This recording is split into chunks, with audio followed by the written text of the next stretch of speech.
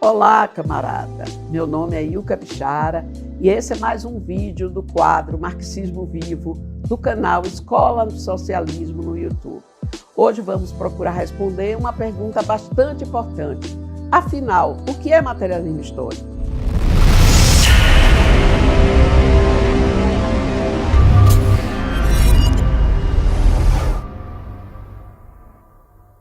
Antes de começar, vale a lembrança. Não se esqueça de se inscrever no canal e ativar o sininho das notificações.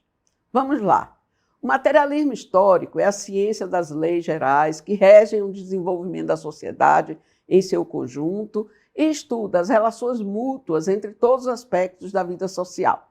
Resulta da extensão do materialismo dialético marxista ao conhecimento da sociedade, ao estudo da vida social e à explicação da história da sociedade.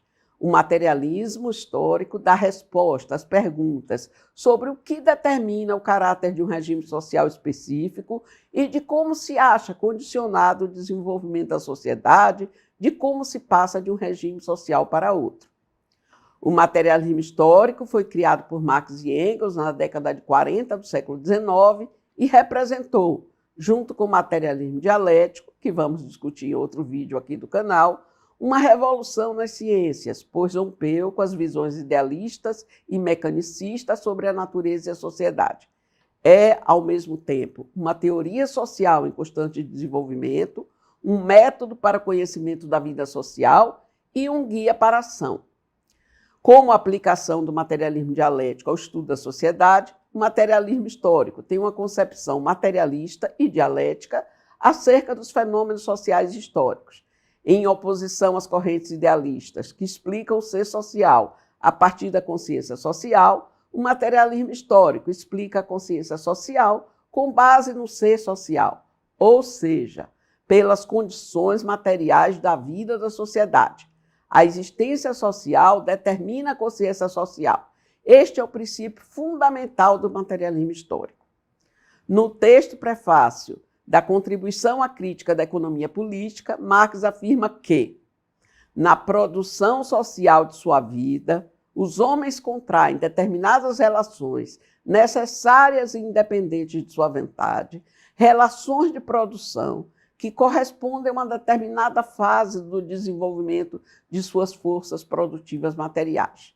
O conjunto dessas relações de produção forma a estrutura econômica da sociedade, a base real sobre a qual se ergue uma superestrutura política e jurídica, a qual correspondem determinadas formas de consciência social.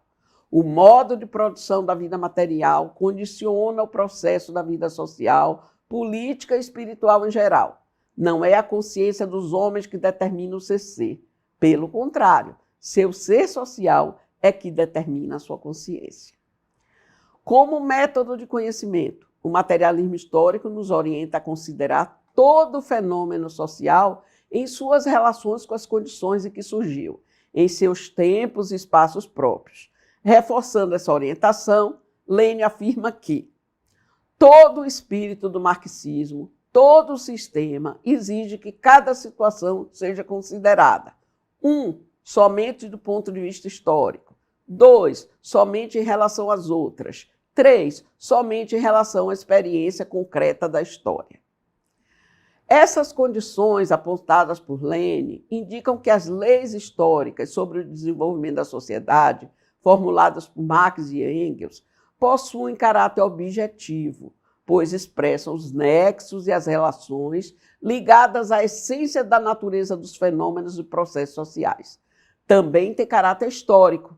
Isso porque umas se manifestam em todas as formações sociais, outras são próprias das formações sociais antagônicas e outras são leis específicas que só aparecem em determinadas formações sociais. Entre as leis mais gerais que regem todas as fases do desenvolvimento social para todas as formações sociais, temos a lei da determinação da existência social sobre a consciência social, a lei da ação determinante do modo de produção dos bens materiais sobre a estrutura e o desenvolvimento da sociedade, a lei econômica da obrigatória correspondência das relações de produção com o caráter e o grau de desenvolvimento das forças produtivas. A lei da ação determinante da base econômica de uma formação social a outra. A lei das revoluções sociais na passagem de uma formação social a outra. Outras leis, como, por exemplo, a da luta de classes, são próprias e específicas das sociedades divididas em classes. É importante destacar que o reconhecimento das leis objetivas e da necessidade histórica de superação do capitalismo pelo socialismo não significam determinismo nem fatalismo ou a negação da atividade consciente do homem, como alguns críticos apontam. Pelo contrário, é o conhecimento dessas leis objetivas que põe em movimento os revolucionários, as forças progressistas da sociedade, para a luta consciente pela mudança radical da sociedade. O materialismo histórico ensina, portanto, que as leis do desenvolvimento da sociedade são leis objetivas, que a humanidade deve ter consciência delas, descobri-las, se apropriar e aplicá-las no interesse de toda a sociedade. Já falamos antes sobre a primeira lei, a que demonstra a determinação da existência social sobre a consciência social. Necessário desvendar o que compõe essa existência social e como podemos compreendê-la. Nesse sentido, a segunda lei vai afirmar que o modo de produção é fator determinante do desenvolvimento social. Para compreendermos o que é modo de produção, alguns conceitos são fundamentais: produção, trabalho, força de trabalho, instrumentos de trabalho, objetos de trabalho, forças produtivas e relações de produção. Desde as organizações humanas primitivas, baseadas na caça e na coleta, e compartilhamento do que foi caçado ou coletado, que o ser humano desenvolve uma atividade dirigida a um fim e que cria valor de uso. Ou seja, o ser humano, mediante sua atividade, facilita, regula e controla o intercâmbio de matérias entre si próprio e a natureza, produzindo as condições de existência. Todo o processo de produção inclui 3 fatores. Uma atividade humana encaminhada para um fim, que é o trabalho. 2, um objeto sobre o qual o trabalho recai. 3, instrumentos de produção com a ajuda dos quais as pessoas atuam. O trabalho é a condição de existência do ser humano, é a atividade consciente dos homens para um determinado objetivo, segundo a característica fundamental que diferencia o ser humano de outras espécies. As pessoas, enquanto trabalham, utilizam de suas capacidades físicas e mentais, ou seja, aplicam sua força de trabalho às atividades desenvolvidas. Desde a primeira pedra quebrada e utilizada para cortar ou quebrar coisas, até o uso da robótica e demais tecnologias digitais, o homem usa instrumentos para realizar o seu trabalho. São também instrumentos de trabalho as condições materiais que permitem a realização do trabalho. Construções, instalações, terra agrícola, meios de transporte, entre outros. Todo o trabalho é realizado sobre coisas, matérias-primas ou matérias já processadas, denominadas objetos de trabalho. Os instrumentos, junto com os objetos, são denominados meios de produção.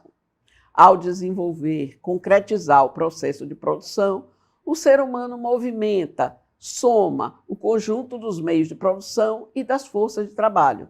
Esse conjunto forma as forças produtivas. As forças produtivas expressam a relação que se estabelece entre o ser humano e a natureza no processo de produção dos bens materiais. Marx escreve em O Capital: as épocas econômicas distinguem-se uma das outras não pelas coisas que produzem, mas pela maneira como produzem, com quais meios de trabalho produzem. O processo de produção tem outro aspecto fundamental, que são as relações de produção, ou as relações econômicas que os homens estabelecem na produção social. Isto porque, ao produzir, não atuam somente sobre a natureza, mas também atuam uns sobre os outros. As relações de produção expressam as relações dos seres humanos entre si no processo de produção. São relações necessárias e objetivas, independentes da vontade de cada um. A essência das relações de produção é determinada pela forma de propriedade sobre os meios de produção. As relações capitalistas, por exemplo, são determinadas pela propriedade privada dos meios de produção capitalistas. Assim, para compreender a vida social, é preciso buscar a base sobre a qual descansa o complexo sistema de relações de produção, e esta base é a relação entre os homens e os meios de produção, ou seja, a forma de produção que recai sobre estes meios de produção. As forças produtivas, em sua unidade dialética com as relações de produção, constituem o modo de produção que caracteriza cada época histórica. As relações de produção entre as pessoas são relações materiais. Diferentemente das relações ideológicas, elas existem à margem da consciência e da vontade dos homens. As relações, historicamente, têm sido relações de cooperação e ajuda mútua ou relações de dominação e submissão. Marx, em A Contribuição da Crítica à Economia Política, afirma: o modo de produção da vida material condiciona os processos de vida social, política e espiritual em geral. A história da humanidade é, antes de mais nada, a história do desenvolvimento da produção, a história dos modos de produção, do desenvolvimento das forças produtivas e das relações de produção. Nessa relação, as forças produtivas são o elemento mais dinâmico e revolucionário da produção. Por isso, nunca permanecem paradas durante muito tempo em um mesmo lugar. Em seu movimento, elas constituem o conteúdo do processo produtivo. As relações de produção são a forma econômica social desse processo. Nesse sentido, a correspondência obrigatória entre as relações de produção e o caráter das forças produtivas é uma lei objetiva, necessária do desenvolvimento da sociedade e expressa o conteúdo e forma desse processo. Quando as forças produtivas se desenvolvem e as relações de produção permanecem estagnadas, são geradas contradições, conflitos que se manifestam no terreno social, na luta de classes. Em conclusão, o materialismo histórico, com sua concepção materialista e dialética da história, com seu método baseado em leis objetivas, contribui tanto para o entendimento do momento histórico e dos processos sociais, quanto para a sua transformação revolucionária. O estudo do materialismo histórico é uma necessidade para o proletariado e todas as forças progressistas e revolucionárias.